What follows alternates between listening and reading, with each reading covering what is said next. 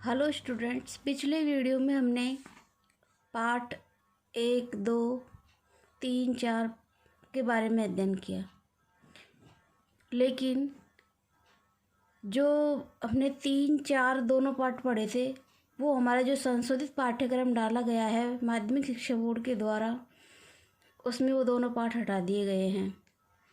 इसका विवरण मैं आपको अगले वीडियो में बताऊंगी कि कौन कौन से पार्ट आपके पाठ्यक्रम से हटा दिए गए हैं और कौन कौन से आपके रहे हैं। आज हम पार्ट 6 जयशंकर प्रसाद के बारे में अध्ययन करेंगे। इसमें इन्होंने अपनी कविता के माध्यम से प्रकृति के अपने इस संसार के विस्तार के बारे में बताया है। तो सबसे पहले तो हम जयशंकर प्रसाद जी के परिचय के बारे में अध्ययन करेंगे। तो जयशंकर प्रसाद जी देखो, छायावादी कवि जयशंकर प्रसाद का जन्म काशी नगरी में सन 1889 में हुआ था। इनके पिता बाबू देवी प्रसाद विद्यानुरागी थे, जिन्हें लोग सुंगनी साहू कहकर बुलाते थे। प्रसाद जी की प्रारंभिक शिक्षा का प्रबंध पहले घर पर ही हुआ, बाद में इन्हें क्वींस कॉलेज में अध्ययन हेतु भेजा गया। अल्प आयु में ही अपनी मेधा से बुद्धि से इन्होंने संस्कृत, हिंदी, उर्दू, फारसी और अंग्रेजी का अच्छा ज्ञान प्राप्त कर लिया था। बचपन से इनकी रुचि साहित्य की ओर थी। इंदु नामक मासिक पत्रिका का इन्होंने संपादन किया। साहित्य जगत में इन्हें वहीं से पहचान मिली। काव्य रचना के साथ साथ नाटक, उपन्यास और कहानी विधा में भी इन्होंने अपना कौशल दिखाया। इनकी प्रमुख रचनाएं निम्नलिखित है। काव्य इनके कौन कौन से हैं? आंसू, लहर, झरना, कामयानी, प्रेम पथिक और चित्रधार। नाटक ध्रुव स्वामिनी, विशाखा, राजश्री, अजातशत्रु, स्कंदगुप्त, चंद्रगुप्त और एक घूंट। उपन्यास है इनके कंकाल, तितली, इरावती। मतलब इनके पूर्ण नहीं है। कहानी है आकाशदीप, प्रतिध्वनि, पुरस्कार, गुंडा, आंधी, छाया, इंद्रजाल। और निबंध है इनके काव्य कला तथा अन्य और निबंध। प्रसाद जी की प्रतिभा बहुमुखी है, किंतु साहित्य के क्षेत्र में कवि एवं नाटककार रूप में इनकी ख्याति विशेष है। छायावादी कवियों में ये अग्रगण्य मतलब सबसे पहले गिने जाते हैं। कामयानी इनका अन्यतम काव्य ग्रंथ है। जिसकी तुलना संसार के श्रेष्ठ काव्यों में की जाती है। सत्यम शिवम सुंदरम का जीता जागता रूप प्रसाद के काव्य में मिलता है। मानव सौंदर्य के साथ साथ इन्होंने प्रकृति सौंदर्य का एवं सजीव एवं मौलिक वर्णन किया है। इन्होंने ब्रज भाषा एवं खड़ी बोली दोनों का प्रयोग किया है। इनकी भाषा संस्कृत निष्ठ है। 15 नवंबर सन 1937 को हिंदी साहित्य का यह अमर कवि सदा के लिए संसार से विदा हो गया। अर्थात 15 नवंबर 1937 को इनकी मृत्यु हो गई। अब आता है जो इनकी कविता है वो प्रभु कविता है। इनकी कविताओं के कानन सुमन से ली गई है। कविताओं का जो संग्रह है उसके कानन सुमन से ली गई है। और इन्होंने इस ईश्वर की स्तुति करते हुए कवि की सर्वव्यापकता, सौंदर्य, शक्तिमत्ता का गुण किया है कि ईश्वर कितना शक्तिशाली है। तो अब हम पढ़ेंगे इनकी कविता का नाम है प्रभु।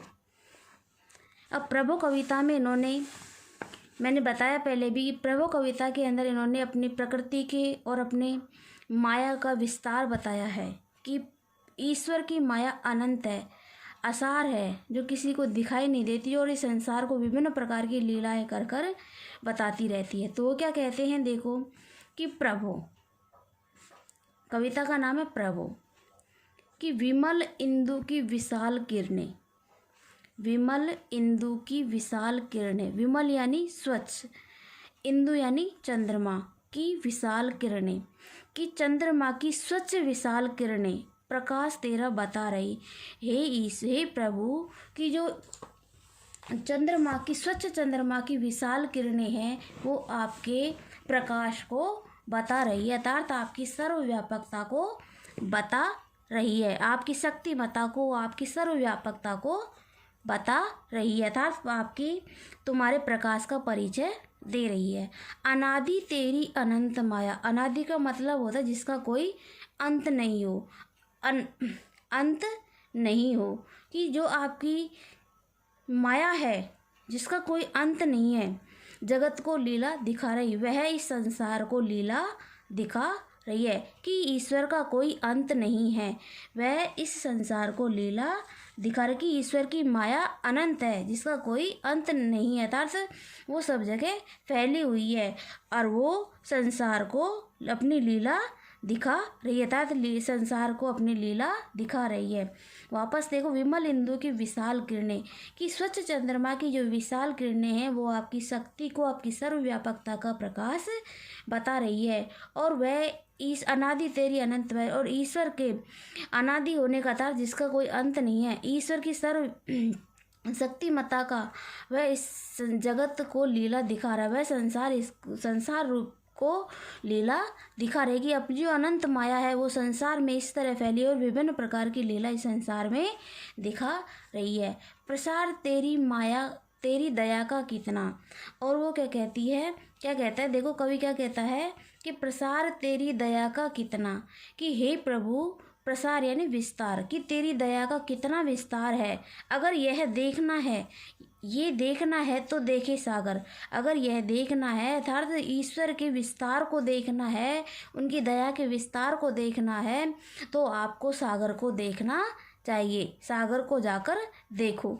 तेरी सब प्रशंसा का राग प्यारे, तेरी प्रशंसा का राग प्यारे, कि हे ईश्वर तेरी प्रशंसा का राग जो समुद्र में उठने वाली तरंग माला है वो लगातार गा रही है।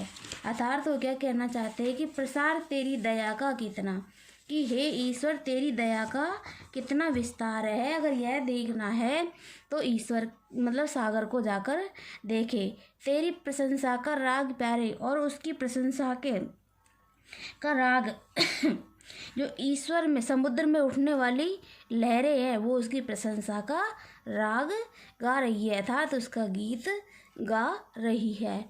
तुम्हारा स्मित हो जिसे देखना, अर्थात तुम्हारी मुस्कान जिसे देखनी है, तुम्हारी मुस्कान जिसे देखनी है, स्मित यानी मुस्कान अर्थात तुम्हारी मधुर मुस्कान जिसे भी देखनी है वो देख सकता है चंद्रिका को, वो इस चंद्रमा की चांदनी को देख सकता है।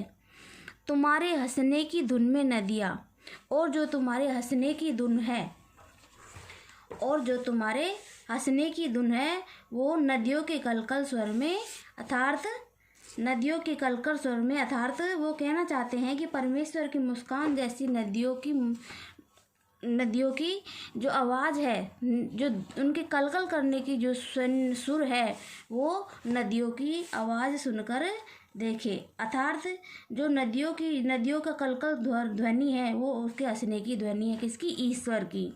तुम्हारे हंसने की धुन में नदियाँ निनाद करती जा रही, था तो अगर ईश्वर के हंसने की धुन किसी को सुननी है, अर्थात ईश्वर की मुस्कान किसी को देखनी है, वो नदियों की कलकल स्वर को जाकर सुने, अर्थात उनके हंसने की धुन में नदियाँ भी कलकल स्वर करती हुई जा रही है।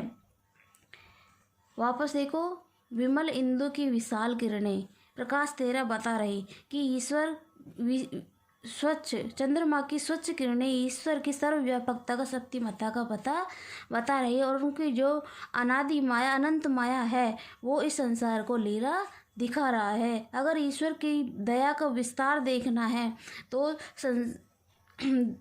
सागर को जाकर देखे, और उसके विस्तार में जो समुद्र में उठने वाली लहरें हैं वो उनकी प्रशंसा का राग गा रही है। अगर ईश्वर की मुस्कान को देखना है तो चंद्रमा की चांदनी को देखे, तब तुम्हारे हंसने की धुन में नदियाँ, और उनके जो हंसने का स्वर है, हंसने की ध्वनि है, उसमें तुम्हारे हंसने की धुन में नदियाँ, और उनके हंसने की जो ध्वनि है उसमें जो नदियों का कलकल स्वर है वो आवाज़ करता हुआ जा रहा था, कलकल की ध्वनि करती हुई जा रही है।